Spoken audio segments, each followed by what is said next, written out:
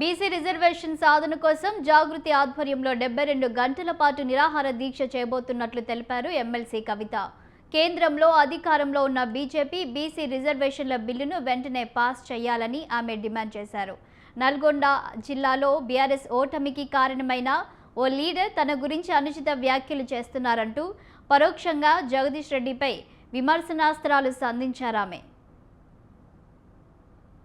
జాగృతి చేపట్టినటువంటి అంశం ఇది తెలంగాణ జనాభాలో సగం జనాభాకు సంబంధించినటువంటి అంశం. దాదాపు 2 కోట్ల మందికి ప్రయోజనం కలిగేటటువంటి అంశం.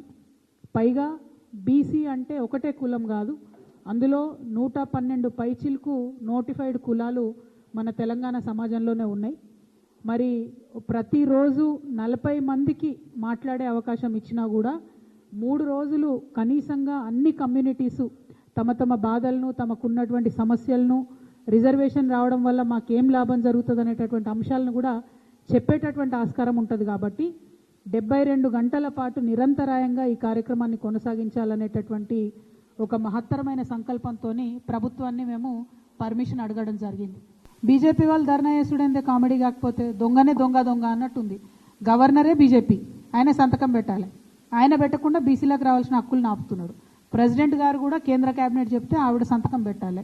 కేంద్ర కేబినెట్ ప్రెసిడెంట్ గారికి చెప్పకుండా అక్కడ ఆపి పెడుతున్నారు. 2 దగ్గరలో కూడా దోషి బీజేపీయే. అయినా కూడా ఉల్టా మళ్ళా వాళ్ళు ధర్నాలు చేసుడు, వాళ్ళు ప్రజలు గమనిస్తూ ఉన్నారు. నిజంగా కూడా చులకనైపోతున్నారు బీజేపీ నాయకులు. నేను రిక్వెస్ట్ చేస్తున్నా, కేంద్ర మంత్రులు ఉన్నారు ఇద్దరు, మీరు మీ ప్రభుత్వం మీద ఒత్తిడి తీసుకురండి. దయచేసి తెలంగాణ బీసీ బిల్లుని పాస్ చేయవలసిందిగా కోరుతా ఉన్నాం.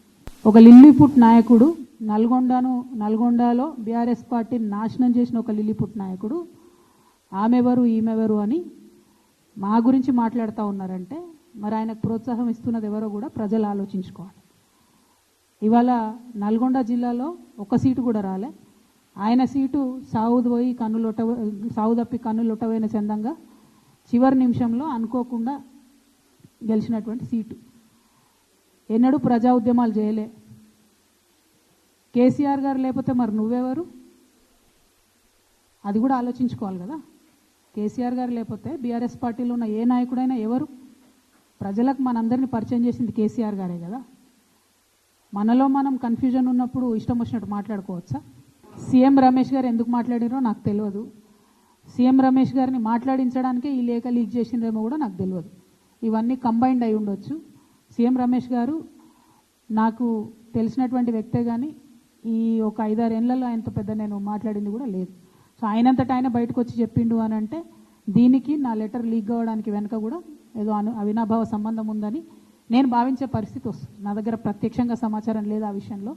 కాకపోతే ఆయన మాట్లాడడానికి ఆధారం ఆ లేఖలోంచి తీసుకున్నారు కాబట్టి ఈ లింక్ ఏదో ఉంది అని చెప్పి నేను భావిస్తున్నాను.